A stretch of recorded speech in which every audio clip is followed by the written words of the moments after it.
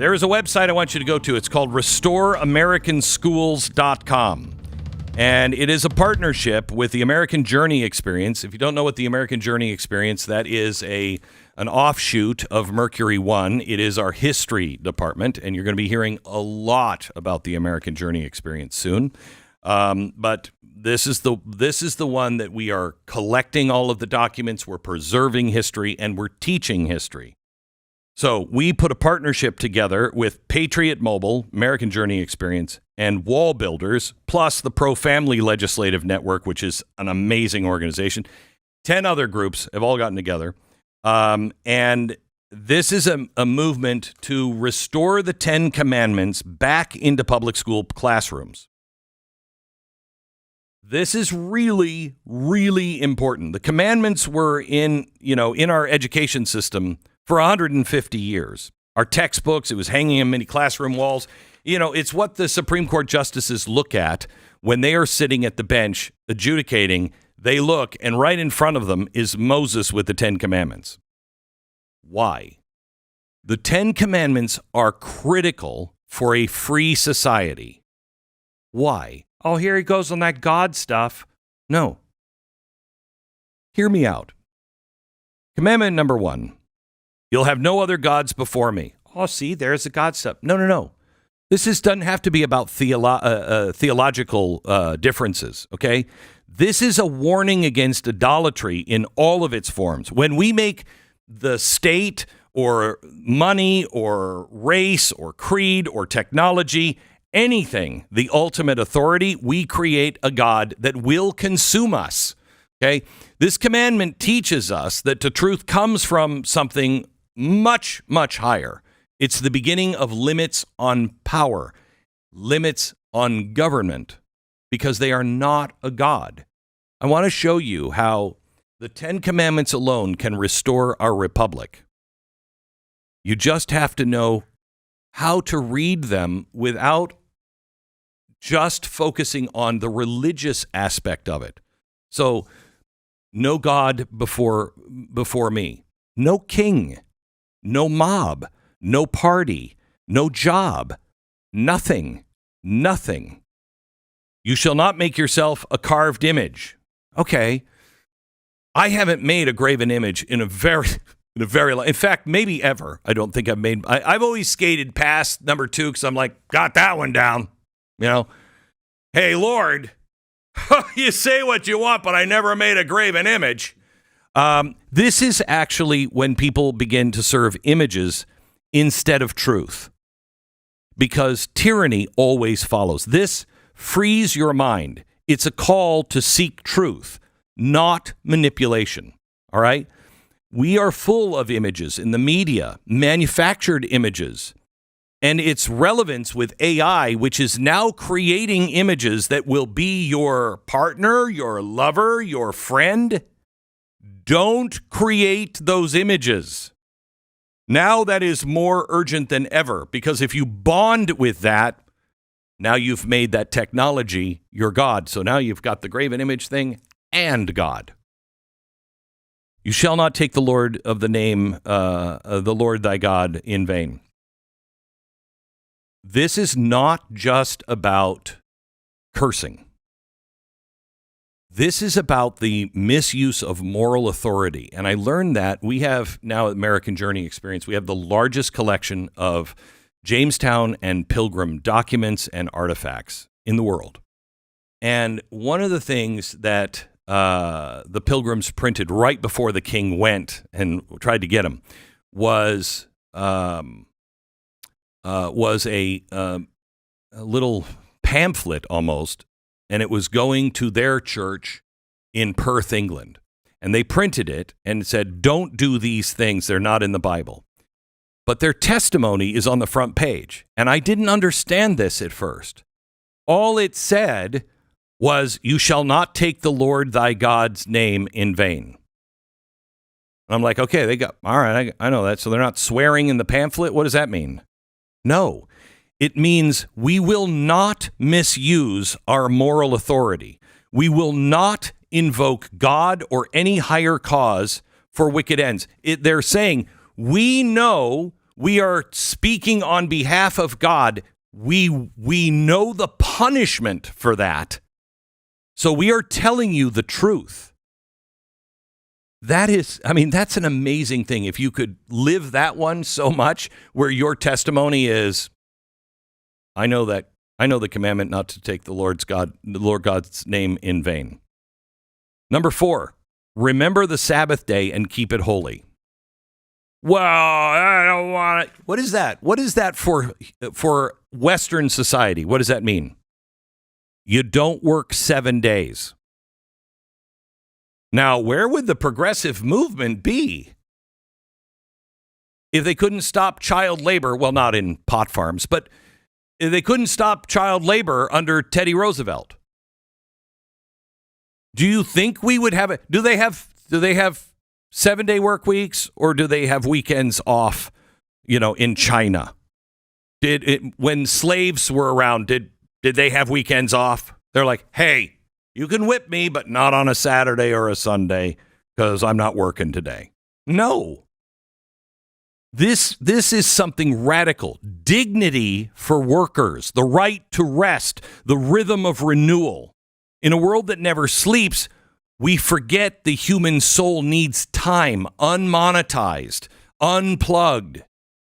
Rest one day. Are you beginning to see how these are the reason why we have lost our way as a society is because we've forgotten the 10 Commandments, and it really doesn't. I've said this for years. If Moses would have come down and said, these are the 10 Commandments and God commanding, we get what we get. When you go into an amoral society and nobody cares about God, everybody forgets it. But if we would just repackage it as Mo's top 10 tips, and we put it into a slick Instagram thing, and Mo was there going, hey, I got something cool to tell you about, everybody would live it. Because it's what builds civilizations. Honor your father and mother. Why? Why is that so important? Because civilization begins with the family, not with the state, not with a corporation. It doesn't survive without generational wisdom. Without generational wisdom, you have cultural amnesia. And a society that mocks its elders and abandons its children is suicidal. That's what that means. 6, you shall not murder. That's a pretty good one. It's always been misinterpreted. God never said you shall not kill. It says you shall not murder. That one should be obvious. But, from the womb to the street to the clinic, we've redefined life to suit this convenience. But the commandments say, no one is expendable. Life has value, not because the state permits it, because life is sacred and doesn't belong to you. You cannot snuff it out. Why, as we lose our understanding of the 10 Commandments, are we suddenly seeing this rise in assisted suicide? Why are the bluest states in the union saying, yeah, the state can kill you, you need a doctor to help you out on that? No, that's murder. It's murder. That's why it's on the rise, because we have lost the understanding, thou shalt not murder. What it's really saying is life is sacred. You shall not commit adultery. This one is today. This one is almost everything we've talked about in the last few weeks. And we haven't talked about marriage. We haven't talked about adultery. This one is about trust. This one is about making a covenant and keeping your word. A society that treats vows as disposable, treats people as disposable. If there is no vow, if I look at you in the eye and say, I vow to do this, and then I'm like, yeah, that was on Saturday, then fidelity is dead. Trust is dead. And a community dies. Shall not steal. Pretty clear. I'd like to bring this one into the IRS. Property rights, personal responsibility. This one is the foundation of capitalism, not cronyism. Earned stewardship. Without this, there's no incentive to build. This is why we have the patent laws. That's just another way of our society saying you shall not steal. That person came up with it. They have the right to that idea, not you. You want to use that, pay them. Otherwise, you're stealing their idea.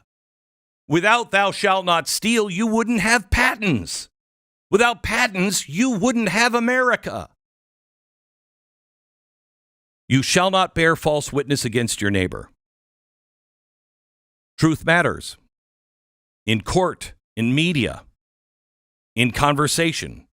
If lies rule, justice dies. We're seeing that. This is the anchor of fairness. This is the anchor of journalism. This is the anchor of law. This is the anchor of all society. You can't lie. You shall not covet. That's all about greed, all about envy.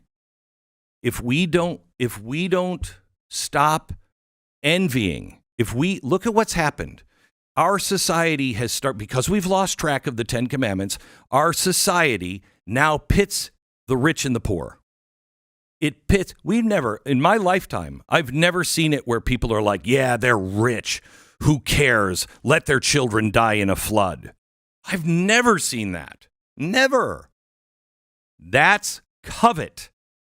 They have something I want, and I don't care what happens to them because I want their stuff. You have no civilization. When we removed the 10 Commandments, we didn't just remove God. We removed the blueprint for all civilization. Without the 10 Commandments, we cannot right the ship. We cannot fix ourselves. So here's what I want you to do. I want you to go to restoreamericanschools.com. There are 2 states right now, and many more are being worked on. This year, Texas passed the 10 Commandments bill, SB 10, sponsored by Phil King and Candy Noble. Arkansas just passed SB 433, sponsored by Jim Dotson and Representative Alyssa Brown. These 2 states, now it is by law, if the community produces the 10 Commandments and it's in a certain form, certain size, whatever. Can we show the one that we have? And you can frame it, or you can just have it, a stiff thing that they can put up. Then they have to put this up in the school. They're required by law. So here's what I'd like you to do. I'd like you to adopt a school in one of those 2 states. I'd like you to adopt a school. I'd like you to tell all of your friends and go to the website because it's also talking about other states where this is a movement. If we can restore the 10 Commandments with the understanding of what it means to civilization, we can fix our society. Now, these 10 Commandments, nobody's making any money on it. They're $1 each. So you got a school and you've got, 10 classrooms. Buy 10 of them. It's $10. Bring them to the school and say, or send them to the school and say, under law, these are required to be posted. Send them as many as you possibly can. So, because they have to post them. So, because I know there'll be some that are like, we posted it. It's in the closet behind this door. I don't know how the laws are written, but they have to be posted. So state can't do it. If we want the state to do less, then we have to do more. This is $1. Get the 10 Commandments into every single one of these 2 state schools and help us turn the other states. It is the answer. It is the formula for Western civilization.